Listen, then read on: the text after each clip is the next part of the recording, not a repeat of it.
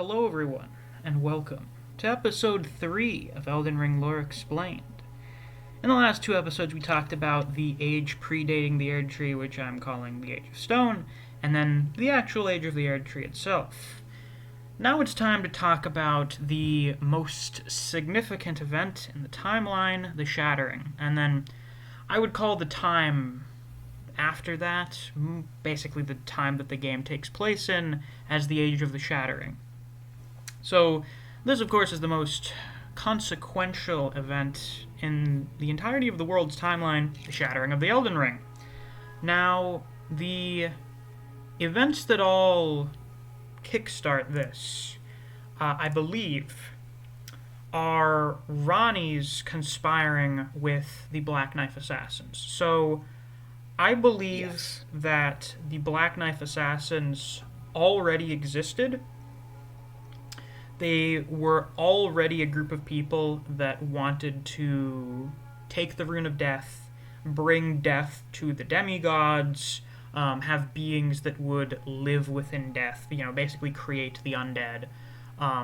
Whereas Ranni more so wanted to escape being an Empyrean and inheriting Marika's role as host to the Elden Ring, and wanted that more so for destroying her own Empyrean flesh, so that she could escape from that. But the whole stealing the Rune of Death and allowing demigods to die thing was where their goals overlapped, so she ended up basically recruiting them to steal the Rune of Death.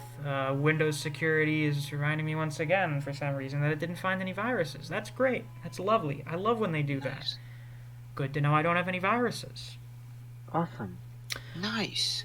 Tremendous. You're safe. So, somehow, the Rune of Death is stolen from Malekith. It is not clear how this happens, but it does. I don't know, the Black Knife Assassins are sneaky guys. They can turn invisible and shit. I don't know, maybe Malekith was busy going to the bathroom or something.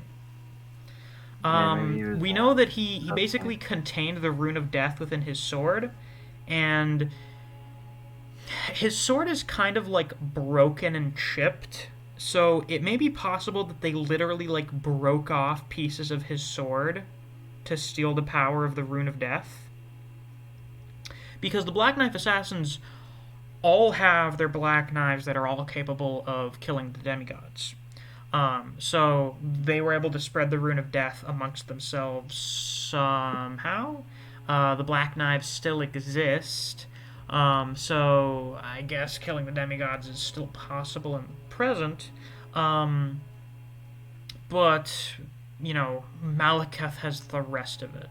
Or the power of them was just reabsorbed into it somehow, and he ended up containing it within an amulet. But that happens after the fact. So somehow, the Black Knife Assassins steal the Rune of Death. Actually, Ranni... it might be Ranni, because I think, doesn't Ranni say that she stole Death? Maybe she got the Black Knives to do it? But I think it's Ranni stole Death. Yeah.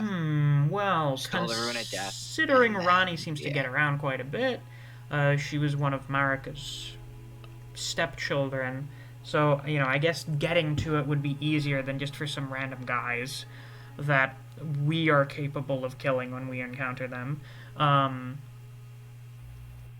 So I suppose Ranni steals it and then shares it with the Black Knife Assassins, and they go on about doing different things.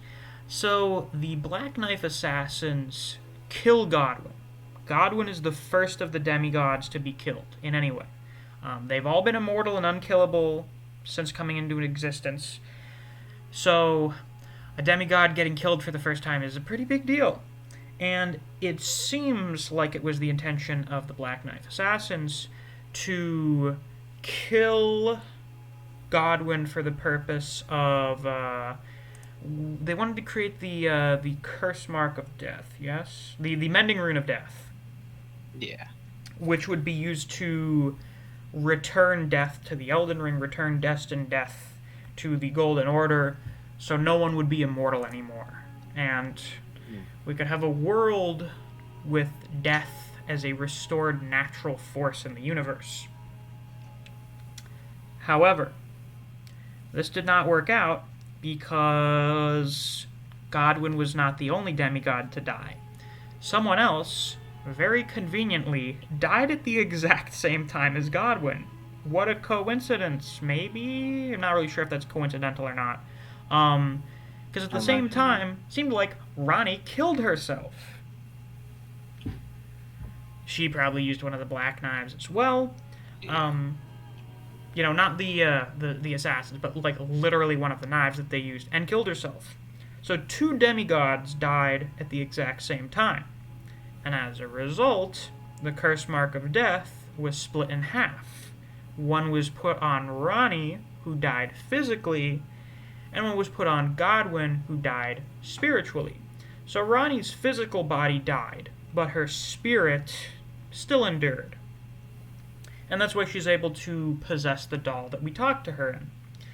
On the other hand, Godwyn died spiritually, meaning his soul died and maybe went back to the Erd Tree. I don't think that may actually be how that works. Yeah. Because I'm pretty sure what they mean by destined death and, returning death to the Elden Ring, maybe, is that souls don't get recycled by the Erd Tree anymore.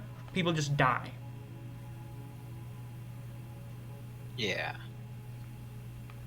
People die when they're killed. People die when they're killed. So it's possible that Godwyn's soul was literally deleted from existence or something.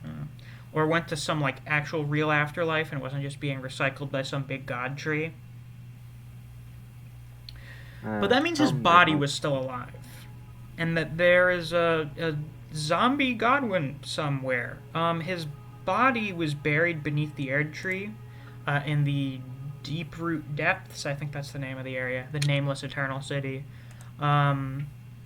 It's a weird-looking thing. There's like a fishtail or some shit. There's a weird face thing that you can also find one of in Godrick's basement.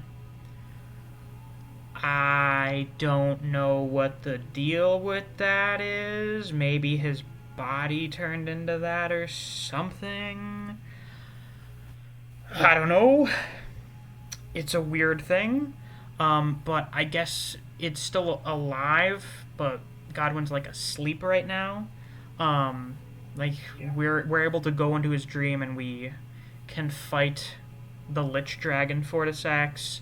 Fortisax tried to save Godwyn in some way from whatever happened to him, but only ended up getting corrupted by that in the end. So sad. So sad. So very sad. And these events do not go over well with Marika, as you would imagine. Because her golden child son got murdered. Not good. Especially because it seems like her other children with Godfrey were not particularly beloved. Because the only 2 really significant ones we meet are Morgott and Mogh, who are both omens. And then really the only other golden lineage members we meet are just nobles who are descendants of the lineage. They're not really demigods. So oh boy, we lost Godwyn. Thank God we still have Godrick. Yeah. No. I don't know if Godrick was grafted, if he started doing grafting before or after this happened. It may have been after the fact. I think that may have been a possibility. It also does seem like a little bit that Godrick kind of idolized Godwyn, considering his whole "I am the Lord of all that is golden." I don't know if idolization is the correct word for that. Yeah, probably not idolization. He was trying very hard to prove himself to his dear old ancestor that actually I'm a big Viking Chad as well. I'm not a weak little piece of shit. I will rule people with fear. I'll rule people with fear, and I'll staple other people's limbs to myself to become stronger. Scare the Tarnished. Yeah, ooh, yeah, there you go. So her golden child is dead, and then presumably the child that she was most intent on having inherit her position as an Empyrean, fucking killed herself. Wicked. Yeah, so she was not very pleased with this, and decided, I'm going to shatter the Elden Ring. Now, the exact reasoning for this is not entirely clear. My biggest theory was that she was tired of being host to the Elden Ring and being controlled by the greater will, so she wanted to destroy it. I think that's a fairly likely possibility. Alternatively, she did not want the Rune of Death being returned to the Elden Ring, so she just decided, fuck it, I'll just destroy it. Then you're not going to return death to shit.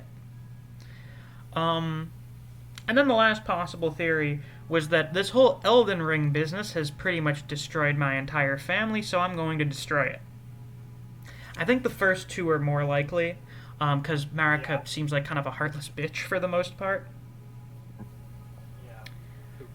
Marika seems like a relatively selfish person, though it seems like she did curse Hugh to make a weapon that could kill her.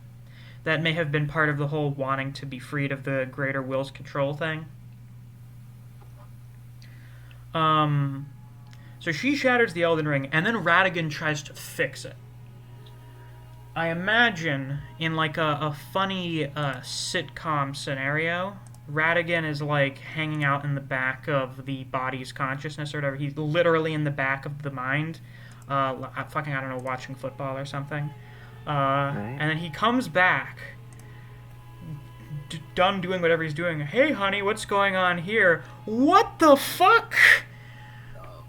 You destroyed the Elden Ring, the fucking source of the laws of nature? And also why would you do that? What the fuck is wrong with you?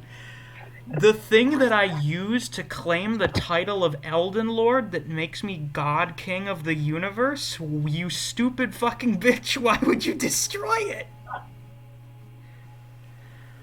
So then he tries to fix it. Because he doesn't give a shit about Marika's problems. He wants to be Elden Lord. Doesn't really succeed. No, he doesn't succeed. My favorite example I got in like a stream comments was it's like when your crazy girlfriend destroys your PS5 or something and he just freaks out trying to fix it. So this doesn't work because the Elden Ring's still shattered, and I don't think you can really fix something that's shattered into a million fucking pieces by hitting it again with a hammer. It's not really how that works. So the shards of the Elden Ring are runes, the currency that we find in the game, and then the Great Runes, which we find from the Shard Bearers. The fact that pretty much everything gives us runes suggests that when the Elden Ring was shattered, like the actual dust of the Elden Ring spread out and seeped into everything in the lands between. The power of the Elden Ring is everywhere because it fucking broke. And then it's shattered Cheeto dust spread out across the lands between and seeped into everything. And the bigger, more badass guys have either straight up big, huge shards in the form of Great Runes, or they just have a lot of normal-sized runes because they're really huge and badass, and they've just kind of passively absorbed a bunch of runes. And then, because, the power deciding who's in control of this place is now shattered into a bunch of pieces, the demigods decided, well, if I can nab a few of those pieces, I could be in charge, couldn't I? I could be pretty much God, right? Forget demigod, just God. So then a bunch of the demigods grabbed some shards of the Elden Ring for themselves. Like, pretty much all of them, except for Miquella, who didn't really have any agency. And, yeah, that's pretty much all of them, actually. I'm pretty sure pretty much all the demigods grabbed some of the runes for themselves. And then they had a big war to see who would control the lands between. And this war is referred to as the Shattering, because, well, it was started by the shattering of the Elden Ring. And it's also pretty much the shattering of the big civilization there, because now everyone's fighting each other. And the defining feature of the Shattering is that no one became Elden Lord after it. Nobody gathered enough power to assert themselves as the one Lord over the entirety of the Lands Between. They did not acquire enough pieces of the Elden Ring to reforge it and become the new Elden Lord. And according to Marika, who I guess still had agency at this point, told all of her children, you can be whatever you want, be it a lord or a god, but if you don't become anything at all, you are nothing but sacrifices. And what this pretty much means is you can become Elden Lord, you can straight up replace me, but if you don't really amount to do either of those things, then you're just sacrifices to whoever does end up doing that, which is us, the player. And that's ultimately what happens. Neither of them gain enough power or pieces of the Elden Ring to amount to anything beyond just being the demigod children of Marika.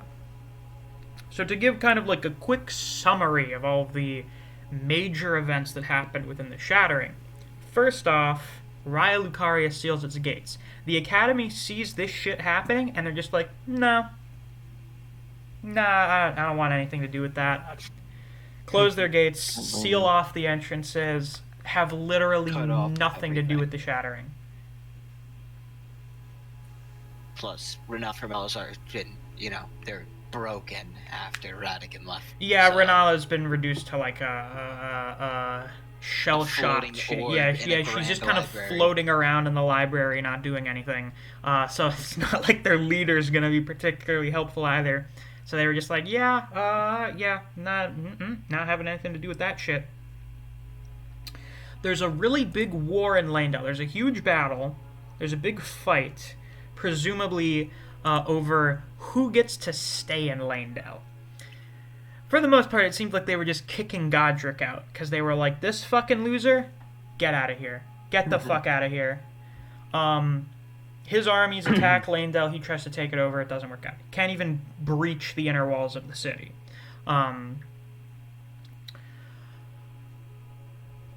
assuming he may have wanted to take over Leyndell, but that would never have worked out. Especially considering who is the big person defending Leyndell. Apparently Morgott, who at this point was going under the name of Mogh, and was being referred to as the Fellowman, killed a lot of people. Killed a shit ton of people. That's a lot. Because Morgott, as Mogh, was very good at his job of not letting people get to the Erd Tree. Because, if Godrick did end up breaking through the inner walls and took over Leyndell, he would have access to the Erd Tree, in theory. So he was like, no, can't have any of that. There's a big battle that happens at Mount Gelmir. This is apparently the most terrible battle of the Shattering, which says a lot, because Radagon and Malenia fight each other later. But this is apparently the most terrible battle. It's not entirely clear why. It may have something to do with the burnt-down minor Erd Tree outside the Volcano Manor. And we know that Rykard commits the sin of blasphemy at some point. Might have something to do with burning down the Erd Tree. We know Rykard doesn't want to have anything to do with the Erd Tree anymore. He wants to burn it down, which is, of course, the first cardinal sin. So that may have been what started him down the path of blasphemy, and was what ultimately had him marked as a blasphemer, and is, why everyone's like, fuck that guy. You can't just burn down one of God's children. You can't do that. Yeah. Why not, though? At some point after this, he feeds himself to the god-devouring serpent, which I guess lived in Mount Gelmir. And, he merged with it. That is a thing that you can do, because he did. And when he talks about becoming one with the Serpent King's family, he means that basically all the people that he eats are assimilated into him and his sword.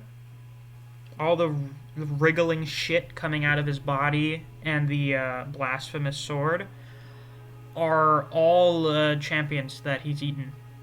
They literally do merge with him.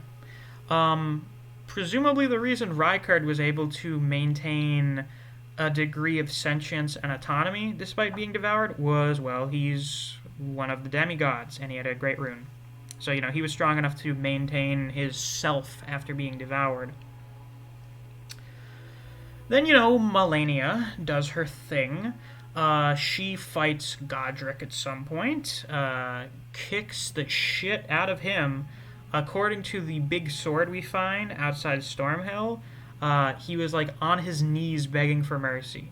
Now, if... Yeah, that makes sense. If Godrick had already started doing the whole grafting thing at this point, she just, cut him up into pieces and told him to fuck off, pretty much. If he hadn't yet, that means she literally, fucking breathed on him and he almost died. And when you have her nasty fucking heel kick would probably almost kill Godrick. So that was a thing that happened, I guess. Limgrave was not all that messed up, so I assume the battle didn't get too serious. Caelid got fucked up. Caelid got fucked up because that was a real battle that happened there. And that was the fight between Malenia and Radahn. Because, supposedly, Radahn was the strongest of the demigods. I would say Malenia was on equal terms with Radahn, at least. But neither of them was able to really claim victory. They stalemated with each other. They fought to a draw. But I would say Malenia came out of that better than Radahn did, because Radahn ended up being afflicted with scarlet rot. And, being given a godly brain-eating bacteria is not exactly something that happens to a real winner. Yeah, being reduced to a shell of your former self, feasting on friend and foe corpses, actually alive or dead, just because of the... Not your horse companion, though. Yeah, of course. Not your horse Not companion. your horse. You could never consume Leonard. Of course not. Never. By the way, according to the game files, for those of you who do not know, Leonard is the name of Radahn's horse. Such a great... And you have to respect that. You do. Respect Leonard. A wee lad. A lad who could. The little lad who could. That's a good name for him. Because of gravity magic. Because of the gravity magic. Big, hulking man. Learn gravity magic. Just to ride his little horse. What an amazing guy. What a Chad. So then Malenia fucks off back to the Halig Tree, which we'll talk about at a later date. Also because I do not really have a full grasp of what the deal is with the Halig Tree yet. It was a project being worked on by Miquella.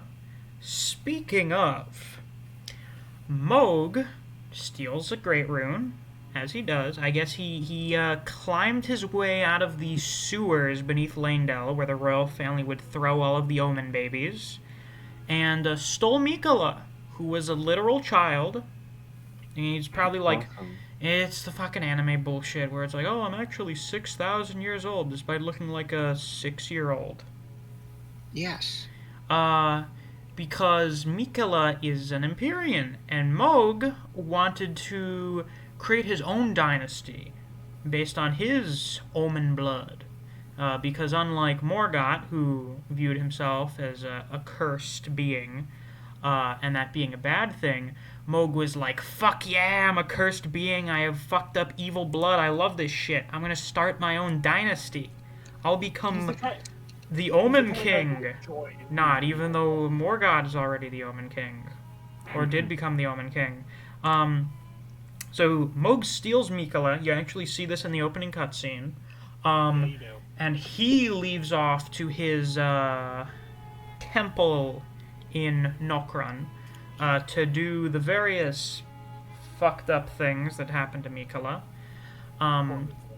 And Morgott, who is going under the name of Morgott, becomes grace given somehow, and is the guardian of the Erdtree. He is the ruler of Leyndell, the king of the capital, and bears one of the shards of the Great Rune. Now, he says that he tried to have audience with the Erdtree and the Elden Ring, but failed. He was rejected by the Erdtree. And then maybe it was after that he decided to just protect it. I'm assuming that he took the Great Rune for himself. Now, he accuses all of the other demigods of being traitors. I don't think it's because they took the shards necessarily. I think it's more so because they took the shards and then went off and did their own thing. And as you could imagine, Morgott was very spiteful about that because they were all loved and praised. And then when things went to shit, they just abandoned any form of loyalty they had to Marika and the royal family and just fucked off to do other things. And Morgott stuck around. Despite the fact that no one ever loved him or treated him well, he still stuck around to try and do his best to help out. And it may have been because of that that he doesn't view himself as a traitor. He, I don't know, has a right to hold one of the Great Runes. And it's presumably because of this that he was given grace. The Omen are born without grace. They do not have the same sort of lovely Erdtree gifts that the other demigods get. So the fact that Morgott has it, and he is specifically referred to as the grace-given, veiled monarch of Leyndell, suggests to me that after the Shattering, the Erdtree was like, hey, Morgott, don't let any of these assholes come over here. I'll give you grace so you can protect me or whatever. Do that. And he did. Very well, I might say. He did a very good job at it. Until he died. But, until then, a really good job. He did a very good job until we killed his ass. Well, he was in our way, so he deserved that. Easy. Very easy. You're blocking the way of the main character. You deserve death. That's just how it is. That's how it be. So all of this shit happens, and no one becomes Elden Lord. Everyone's too busy warring with each other. No one's able to get a real upper hand. Some of them are left way worse off than they were in the first place. And no one becomes the new Elden Lord. So the ring is shattered, and there is nobody lording over it. There's nobody, controlling the laws of nature and shit. So that's bad. Things are kind of thrown into chaos a little bit. But the Lands Between is not, like, careening towards an apocalypse like the world of Dark Souls is. Instead, it's just kind of stuck in, like, a weird state of limbo where everything's fucked up but nothing's changing. And the Greater Will in the Erdtree is not a big fan of that.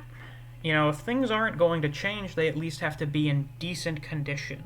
So we need someone to repair the Elden Ring and become the new Elden Lord.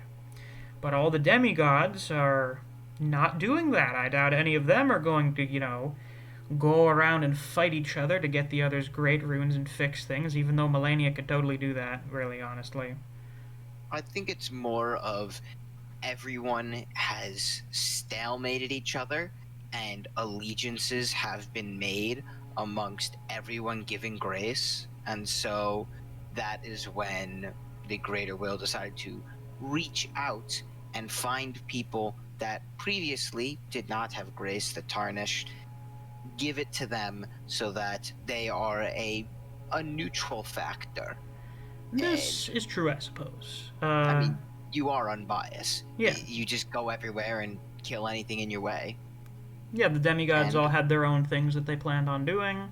Radahn was going insane. Rykard wanted to burn down the Erdtree. Godrick existed. Malenia was waiting for Miquella to come back and really didn't have any agency in anything. She was literally just waiting for Miquella. Mogh's trying to create his own dynasty. Renala's still not gotten over the divorce. And, Still, Morgott's not just doing vibing. shit. Yeah, she's just vibing, and Morgott is the guy who's going to be vibe checking anyone that tries to become Elden Lord. I see. So the Greater Will is like, fine, we'll bring back the guys that we took away grace from like 1,000 years ago. Fine. Fine. Oh, how kind. So arise now, ye Tarnished, you dead who yet live. Long lost grace has been returned. So the Erdtree and the Greater Will give back grace to the Tarnished, even if they're dead. They can just come back to life now, because it's too important to die. Being dead is not important enough. And also, the Rune of Death isn't a factor. So, nothing's stopping that from happening. So, all of the big names, Hoarah, the brilliant Gold Mask, Fia, the Deathbed Champion, the loathsome Dung Eater, Best character, and Sir Gideon Ofnir, the All-Knowing, are all resurrected because they are important Tarnished. Hoarah is literally Godfrey, the first of the a literal demigod guy. Well, I guess he was more so given demigod status. He was really more a human, but whatever. Even he is returned. Because these people are apparently powerful enough, they are renowned enough, that maybe, if they make their way from the bottom up, they could attain enough power and shards of the Elden Ring to stand before the Elden Ring and become the Elden Lord. Alright, and it resurrects some other guy with like no renown, doesn't even have like a known name or anything. Yeah. You, the player, are resurrected for this purpose as well. For some reason, I don't know, they were just kind of scraping the bottom of the barrel. We meet Tarnished, who aren't in the opening, so they just kind of resurrected everyone. You were at the bottom of the list. They were going... The Greater Will was going through its big Microsoft Word document, and then forgot... At the very bottom, just like, that one Tarnished. That one Tarnished. It forgot that there was another page, because they were going through the list. They had, like, the bulleted list of people who had grace taken from them. And then it's like, oh shit, I forgot there's one last page, and it's just the last bullet point, and it's just you, the player. I guess we need to resurrect that guy too. I don't know. Now, something important, something of note, is that the Shattering still happened quite a decent amount of time before the game starts. It didn't literally happen yesterday. The Shattering happened a while ago. Not like a super long time ago, but like... long enough that everything's kind of just quieted down into a stalemate. Yeah, it's been like 100, maybe 200 years since the Shattering happened. Enough time that society's pretty much collapsed. Wow. But recent enough that most of the people still remember it happening. Of course, destined death is not a thing, so you don't really have people dying of old age. For the most part. Of course, now that the Elden Ring is shattered, the rules of nature are kind of fucked up in general, so... Back in my day, people are just kind of there. So... there's your premise. There's your premise for things happening. And then, of course, the events of the game are still part of the Age of the Shattering. You go around, you defeat the Shard Bearers, you collect some great runes... You get to the foot of the Erdtree, which is blocked off for some reason, and the Greater Will is like, no. Oh yeah, I guess the two fingers are a thing. I don't know, that's just a physical manifestation of the Greater Will it uses for talking to people. For some reason, the Greater Will goes through all of this stuff to resurrect the Tarnished for the purpose of, like, fixing the Elden Ring and having a new Elden Lord. But then it doesn't let you go to the Elden Ring for some reason. I don't know. It's possible that the Greater Will actually wanted you to do all of the stuff you do that kind of goes against the Greater Will, as far as we're aware. Like, unleashing the flames of ruin. And, well, unleashing the rune of death seems like maybe something the Greater Will would have actually wanted. Because it was part of the Elden Ring originally. I imagine it would probably want it back there. It probably wasn't a fan of Marika fucking around with that. So you go through all that stuff, you defeat all of your competition in form of your greatest competition, the first Elden Lord, fellow Tarnished, Godfrey the Golden, Hoarah warrior. You go, you beat up Radagon, who is the one taking over the body, and they are in a worse condition than ever before. They're, broken into pieces, half of their body is missing. That probably has something to do with the Elden Ring being shattered, considering that Marika was host for it. So if the ring is broken, then that would probably have had an influence on Marika's physical body as well. You then defeat a vassal of the Greater Will. So it seems like for the most part you're actually going against the Greater Will's desire, which brings into question why the hell it resurrected you in the first place. It's why? Yeah, it's like, why? My motivations are beyond your that's comprehension. Why at the end, you end up in conflict with the Elden Beast, because and Radagon and all that, because you've committed so many sins. They're like, yeah, no, you're not going to be the Lord. Then in the end, they can't stop you. They can't stop me from serving the Greater Will, apparently. They can't stop Well, depending on which ending you get, which we'll talk about in the next episode. I feel like the revival was a funny prank.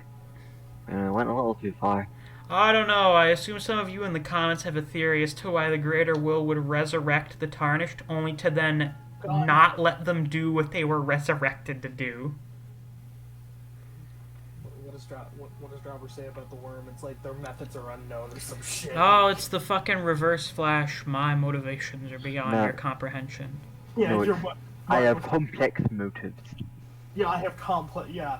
Yes, I placed a snail on the side of the road in 2022, so I can cause nuclear warfare or whatever the fuck that guy said his word. I'm wondering if maybe the is that even possible? No. You have to beat Morgott before you go to the mountaintops of the giants. So you wouldn't be able to go and get Malenia's rune until after beating Morgott anyway. I was thinking maybe if you somehow managed to get all of the great runes by then, it would just let you in. But no, that's not how it works. You have to beat him. Yeah, and that's how you have to get to, that's how you get to Mogh as well. That's how you have to do it. So I don't know. Truly, the Greater Will is beyond our understanding. Literally, it doesn't make sense. It is just... Listen, gods are not meant to make sense. You're just meant to follow them. Maybe it was just like, this Elden Ring would be... This would be a fun game to watch. Man, that'd be pretty Elden Ring. Jesus Christ. You truly were the Elden. Oh, God. Well, yeah, that's, pretty much all we have to say about the Age of the Shattering. Very important part of the timeline. Quite a few important things happen. It's literally the thing that sets the stage for all of the stuff we go through. Yeah, literally, it's the setup for the game. So you would imagine there'd be a lot of information to go over with it. If you enjoyed, please be sure to like and leave a comment to show your support. It helps boost us up in the algorithm and all that good stuff. And if you're looking forward to the next episode, in which we'll be talking about the possible endings that have been discovered thus far, you should subscribe so you don't miss those. Thanks for watching. I'll see you guys around. Until next time, take care. Goodbye. Bye. Bye.